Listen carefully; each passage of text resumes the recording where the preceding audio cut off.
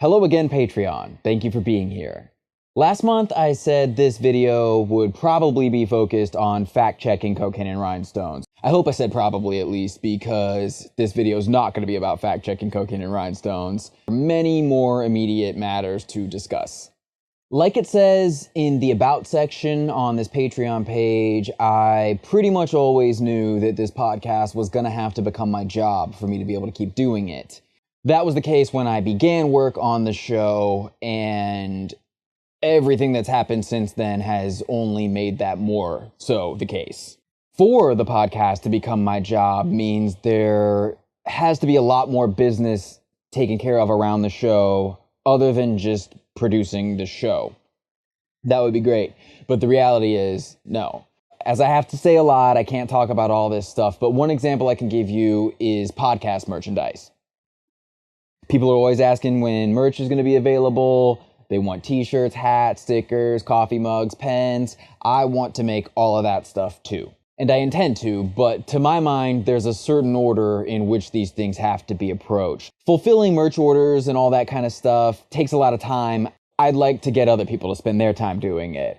I would also like to get people spending their time coordinating sponsorships. This is something most podcasts do or hope to do, which is sell ad space. I intend to be much better and much less annoying at it than most of the podcasts I've heard do it. But it is one way that makes a lot of sense for me to support this podcast, especially when I can do it by talking about things that I would probably talk about even if someone wasn't paying me. I'll have to let that hang as vaguely as it hangs.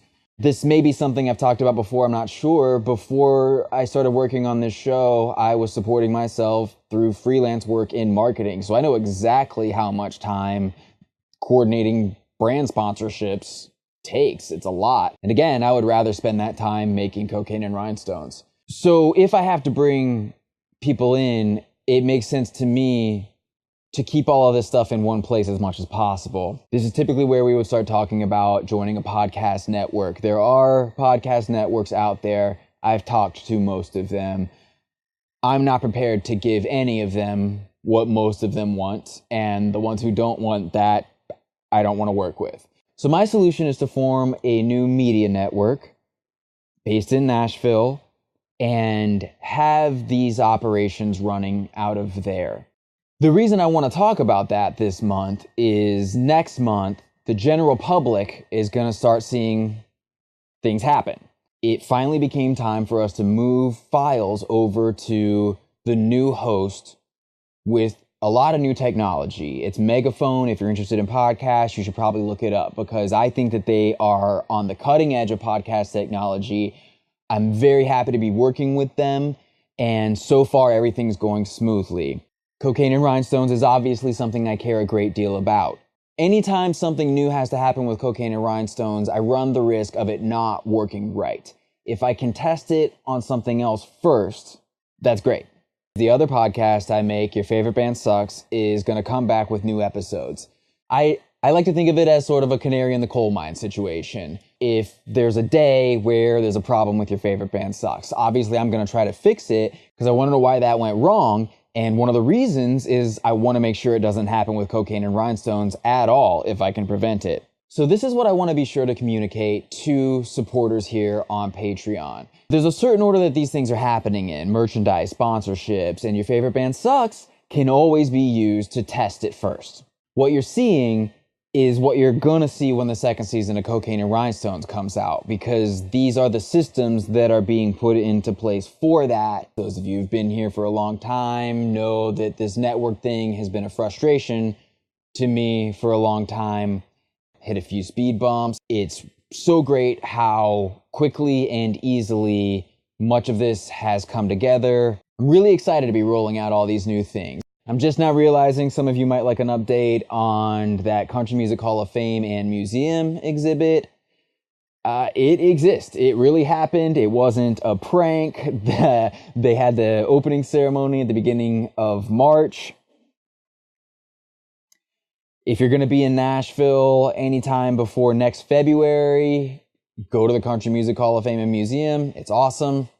They do a really good job in the whole museum. At the end of it, there's an exhibit called American Currents, showcases current events in the genre of country music.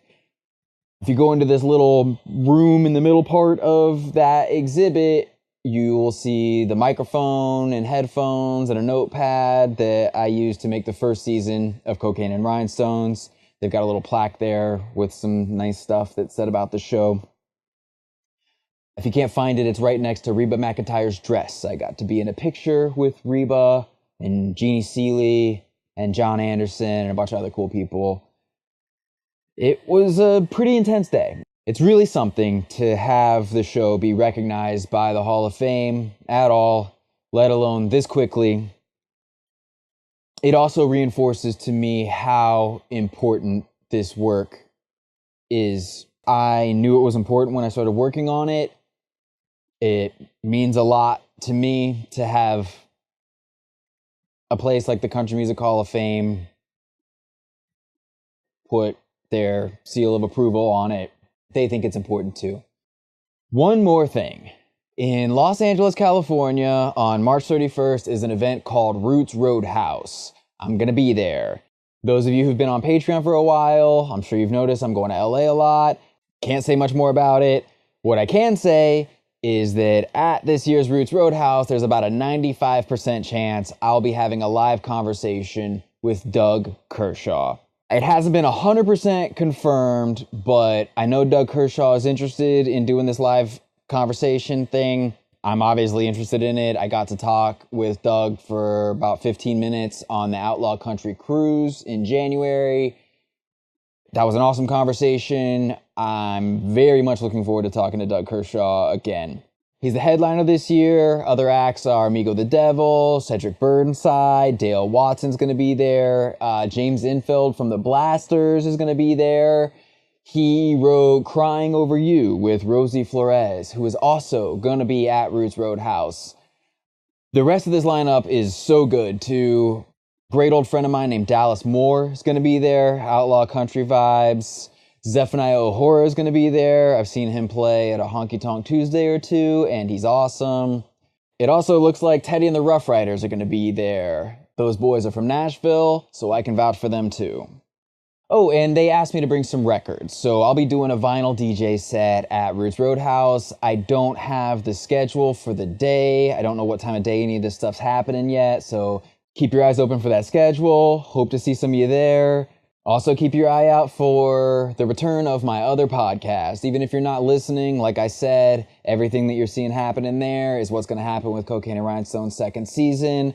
I'm really glad to be at this stage in the game. I think we're going to hit the ground running. Really looking forward to it. I'll talk to you next month.